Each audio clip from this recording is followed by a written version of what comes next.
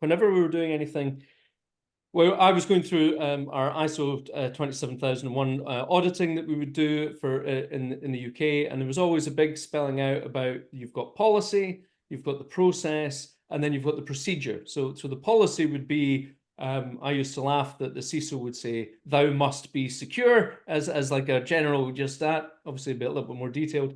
And then the process would be something probably that I would come up with him to say, well, this is how we're going to do that for our different systems. And then the procedures would be the technical people who would actually write down the physical steps, the actual steps that they would follow. So, I mean, when you're doing mining, how does that fit? Where does it fit into to those three?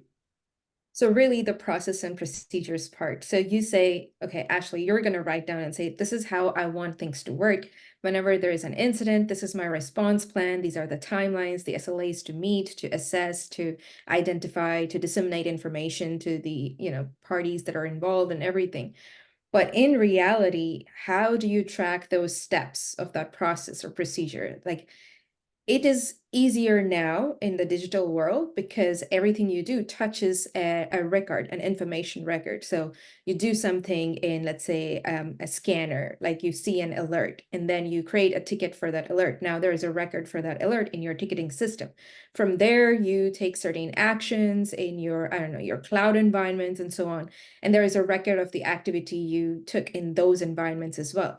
So process mining really mines for data and information activity from all of these different systems, and it gathers the identifying metadata between all these different systems to see how something happened from the beginning to end, from the moment the alert was discovered all the way to how it was resolved, all the tools that were touched, all the people that touched that tool, the activity that they took on it. So essentially what it does is at the end of the day, it confirms whether the plan that you have in your mind that this is how things should be done were actually done exactly like that or not. So you get to see the conformance of what you plan to achieve with what you're actually achieving based on digital records. So then I think the way that I've tried to achieve that in the past would be just through my ticketing system. To be say, right, okay, well, let's look at, we've had 1,500 tickets that were raised in month one. So let's have a look and see how quick they were resolved, and any outliers and things like that. So that's replacing. So this process mining is replacing just looking at the ticketing system. That's a great question. So not really. What happens is, let's say in a ticketing system or in any dashboard of one tool, you see everything within the context of that tool. So in this example, you see how many tickets were open, how many tickets were closed as resolved, how many tickets were closed, but you don't see the actions that are taking place are still taking place by people, and there is a room for error. So let's say the ticket was assigned to me, I moved on to a different project, I no longer monitor that ticket, it goes in an unmonitored queue and it gets closed at the end of the sprint, but it's not really resolved. So if you look at just the numbers as open and close, you get those numbers, but you don't know if the way that the ticket was resolved was actually by remediating whatever the task was that was assigned in that ticket. So by having a full context around different systems, by matching whatever is in the ticketing system with, say, the activity that you took in a code repository like GitHub, where you actually push the commit. Well, you did push the commit and then you close the ticket. So now it's a full accomplishment of what you wanted to achieve. So it's not just the code repository or just the ticketing system, it's how you combine these activities in the end to accomplish that goal that you have, which is of remediating that vulnerability or that incident. And I love this as a discipline. Um, I was thinking about it as we were prepping for this, and when I was an incident responder, 8+ years ago now, we used to run into people all the time, or organizations who would buy technology after technology after technology to solve problems, but really not implement them well. And I remember there was an incident I worked on that was like an archaeological dig, finding all the different things. So they had bought tripwire and deployed it on a third of their domain controllers and half a dozen laptops. And then they'd realized tripwire is really complicated and requires a lot of investment in process and So they went and bought Carbon Black and deployed it on half a dozen member servers. And then they went and bought something else and deployed it on another bunch of stuff. And it was just all of these things. And meanwhile, the Chinese had been running, the hackers had been running around their environment for 3 years, really unimpeded. So I love this focus on, I'm a technologist at heart, right? I think in terms of tools to solve problems, but I love the focus on, are we effectively doing that? Are we really using the things that we've paid for and we've brought in and we've spent our time and our commitment and sort of everything on? Are we really making good use of them? And just a quick note, Jacob, I see you in the chat. If you would throw questions in the Q&A, it's easier for us to get them there. But anyway, I'm sorry. So Ox, I was going to say, building on that, what are some of the sort of the things that you're seeing as you're you're helping organizations investigate process as a part of their security? What are some of the commonalities you're seeing? Where do you see them failing? Where do you see them succeeding? Yeah, I think we always use the word process. Like we say, security is people, process, technology. I know how much you love that phrase, Neil. So we always use that word process, and we have documents and documents about this is our procedures for incident response plan. This is our procedure for offboarding. And there's all these documents, but when it's about bringing technology to actually realize the value from it, there's not really anything there. There's a lot of like manual steps that are required. If today you wanted to go and ask for incident response plan from like a large organization with thousands of employees, they will give you a document. Who wrote that document? How updated it is? Are people really following that document? Well, a lot of times the tools are replaced because they're like, oh, well, this is a new tool. Maybe we should, if we buy that, our problems will be resolved. But a lot of times the focus becomes like, oh, AI. So do you do AI? Then I'll buy you. Or like machine learning. Okay, but do you use machine learning? But the question is like, okay, but what are you trying to achieve with that technology? Like at the end of the day, what is your security objective? Because as fast as you replace these tools and people, is that really contributing to the accomplishment of your objective? Or are you just creating more hassle of like, transition plans and now like you have this new tool for onboarding and now you have to like do more. But did you fix the 100 problems that your previous tool alerted you on before going on to the 101 problem that this new tool would show you about? So it's becoming so much. A lot of organizations, they're thinking about, oh, I need to have this checklist of like zero trust, shift left, firewall, identity, everything. And you end up with like all these tools and you have all the check boxes, like I have all technology bought, everything in the quadrant is like, now I have it in my organization, but they give you that data, they give you the alerts. What do you do from there? Are you really, using them efficiently? How do you even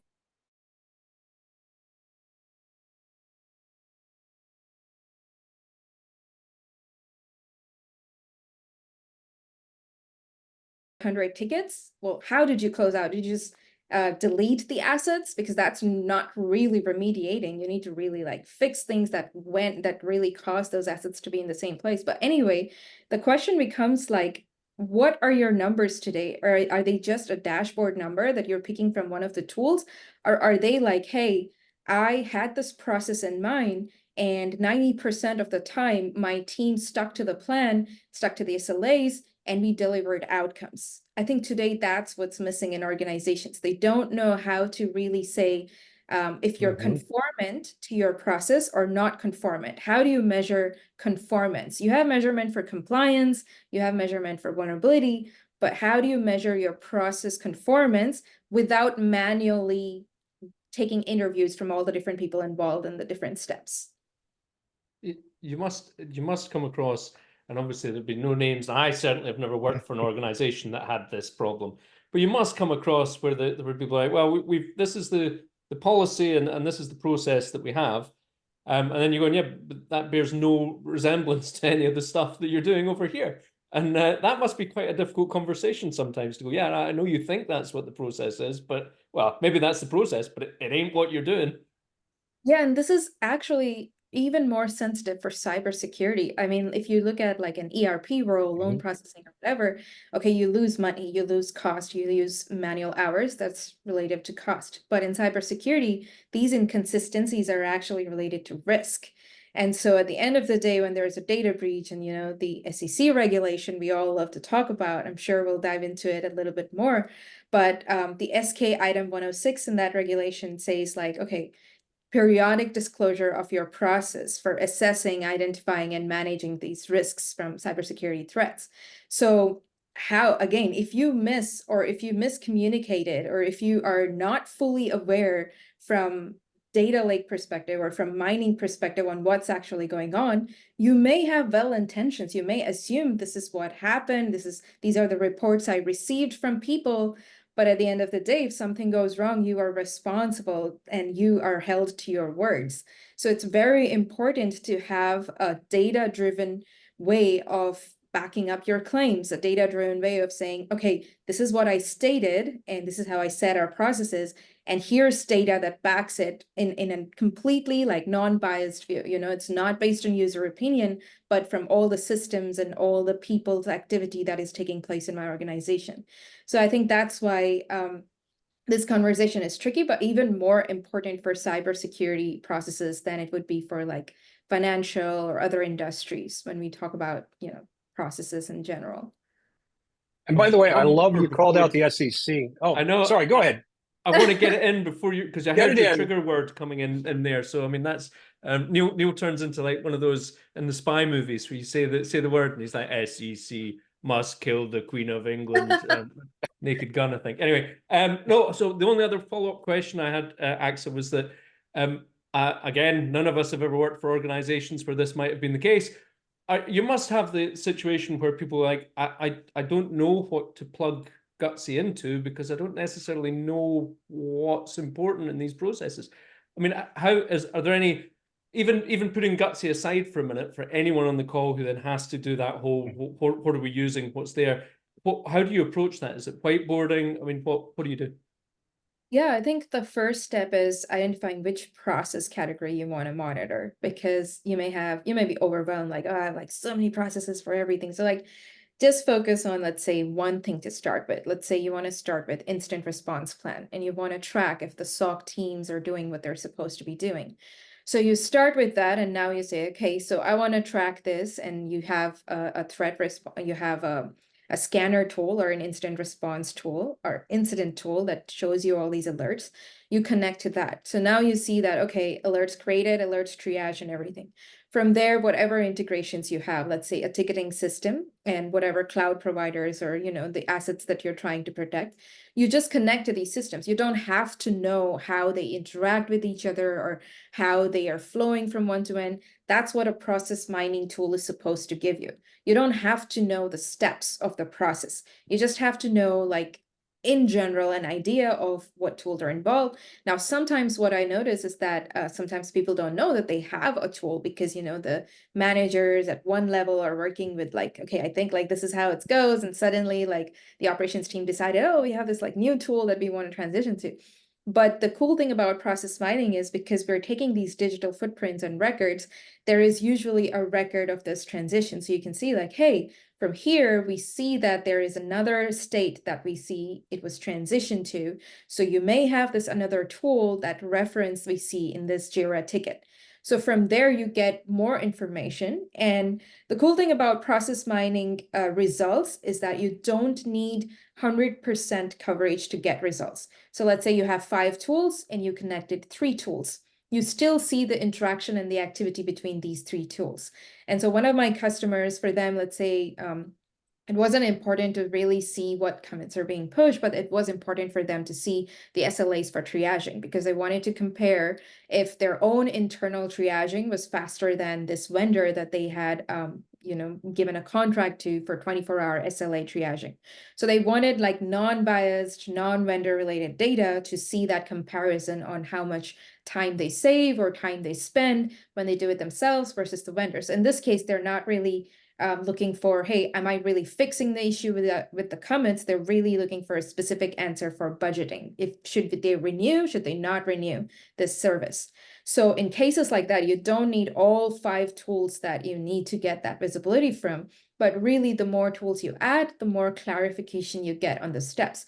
So even when you add fewer tools, you see the interaction, you get lots of interesting data to really not just know the risks, but also know the bottlenecks. Like maybe you're hung up in the sprint planning where you're not really, assigning tickets in the right time for critical cases as you should.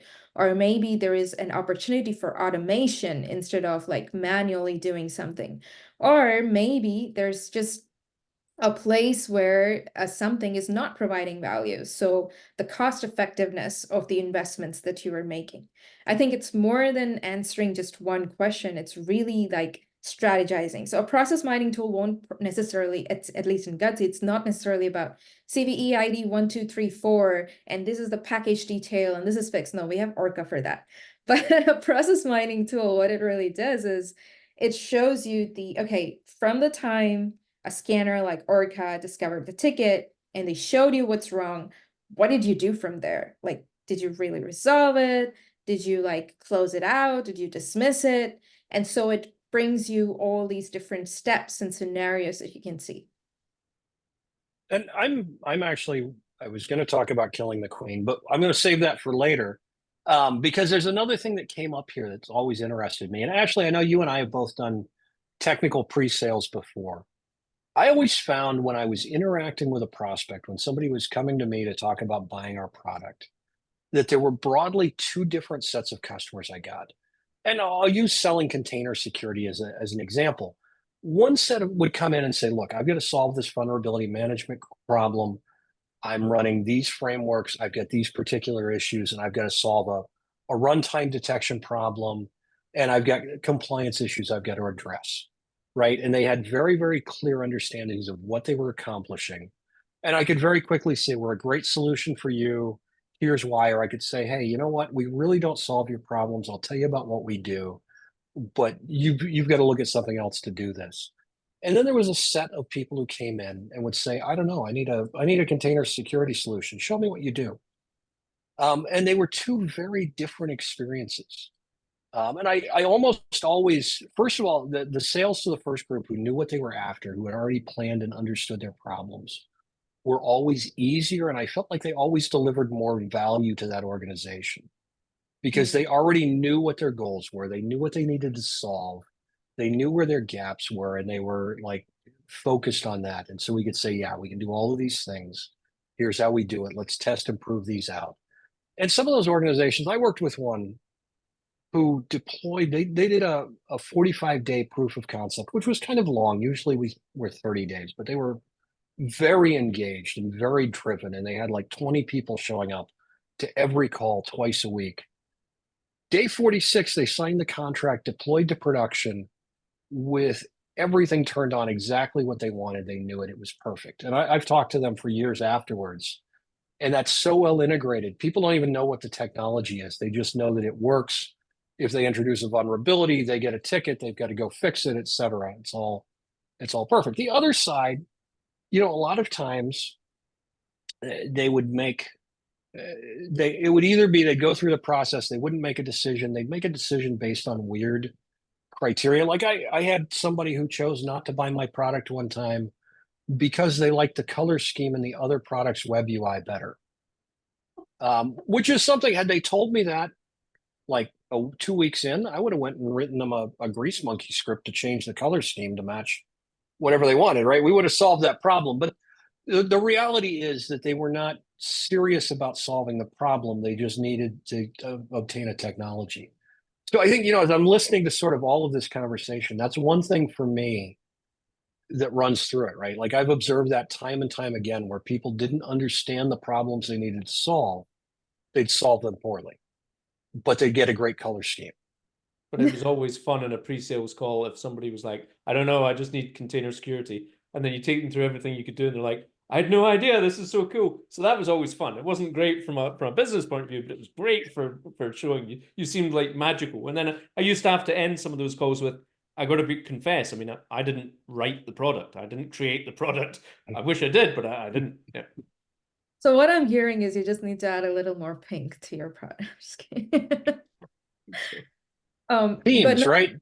I think you bring up a good point. And I mean, we're all in tech sales in some way or the other. Any company who is even a customer are also selling something in software, some service or some, it may not be security, but non-security service or whatever. So, we're all trying to sell something, but I think at the end of the day, it does take buyer's intention. I mean, I can tell you everything that's great about my product or this problem I'm trying to solve, but what is your objective? Is your objective to get a really bright color tool? And then like maybe, you can go with that. But if your objective is like, hey, this is a specific problem I have, and then, from there, like show me what you can do.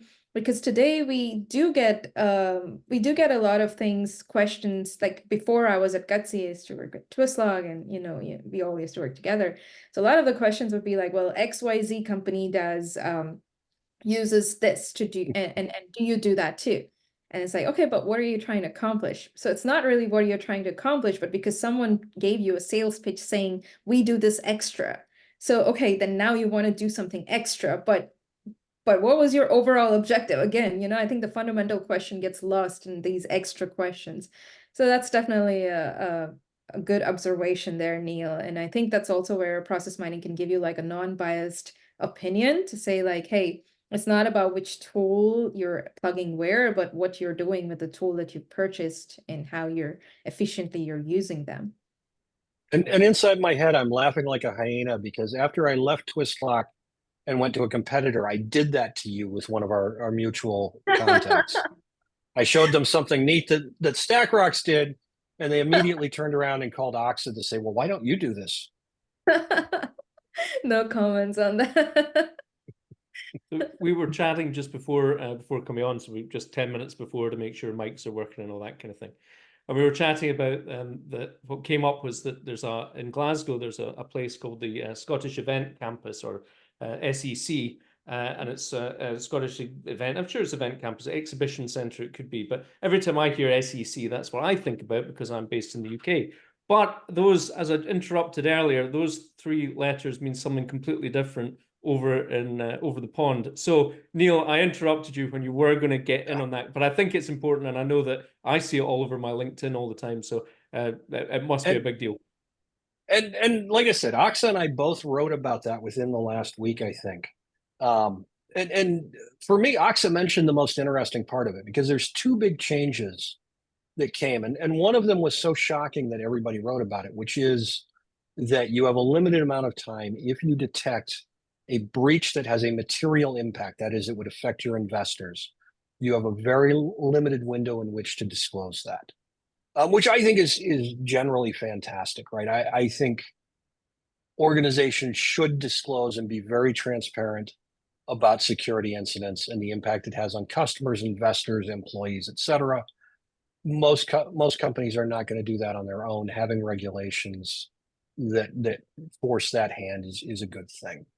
But the other piece that I think is more interesting than that, nobody's talked about, which is the requirement to actually publish your incident response plans regularly.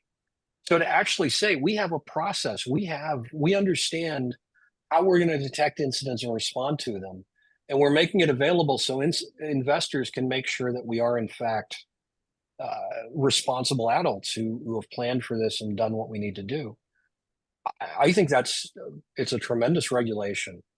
Like if I don't know, if we were going to vote on regulations, I would vote for that one hands down.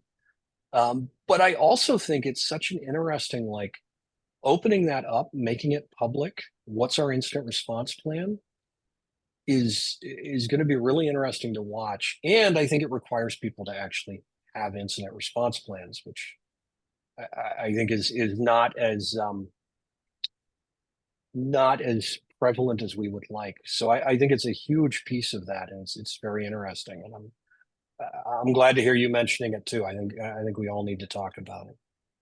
Yeah, for sure. I think the item 106, what talks about this, it's interesting to note it's not just, okay, disclosure, but it's periodic disclosure.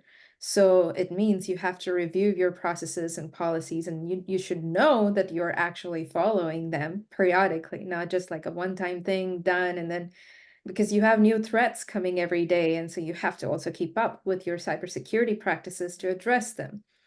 And I mean, it's a controversial topic, of course, like how much to address, how do you assess something is a materialistic risk versus like, because you have incidents coming in every day. So let's say someone from your sales team downloaded malware and now you have your machines that are impacted. Is that a material risk? Would you report that? So I think, first of all, you need to have a plan to assess the criticality of what you need to report versus what you think is not a material risk. And from there, like, what is the process you follow? I mean, of course, your CISO could be caught up busy in like remediating it, and you have like 100 different things. So disclosure is not probably, on the top list until like the government is enforcing it. Then like, okay, maybe I have to do so I don't go to jail. But essentially, it from a security person's perspective, if you do have a process in place, then it does help you yourself as well. It's not just about documenting, it's like knowing that, okay, when this thing happens, this is the plan for it, and this is exactly how it works. I know because I real time see it, versus like you having to, hands-on get involved, ping people on Slack, you create all these fires. So I think it is a good thing overall if you have the right things in place and you're not doing a last minute thing. Like, let's talk about audits as well, while we're on this topic.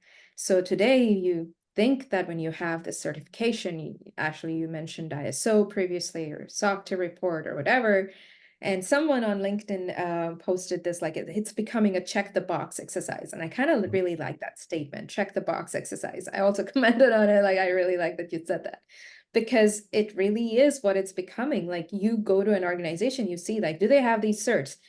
Okay, good. So you're secure, but really, I mean, you look at the SolarWinds example and all these other examples. These are organizations that did do their audits. These are organizations that did have those check boxes.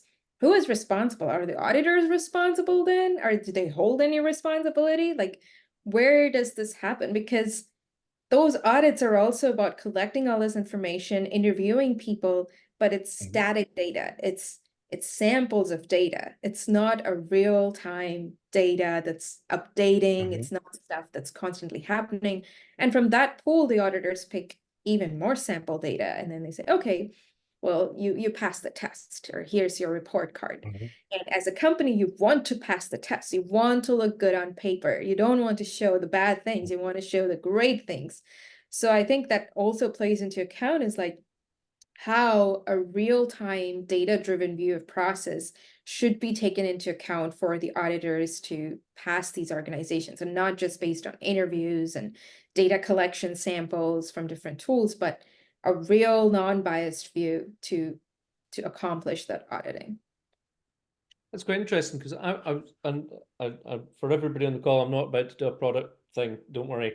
But one of the features that I was talking to a customer about in the Orca product was around having a risk score, and just saying overall your score is this for your estate.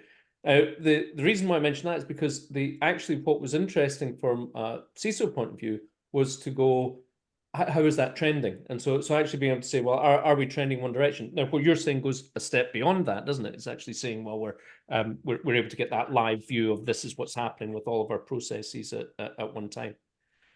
I see. I thought I went to everyone. I see a question that came in actually while we were talking, which looks a couple of questions that have come in, and noticed that Jacob didn't do what he was told and put that in as a question. Neil.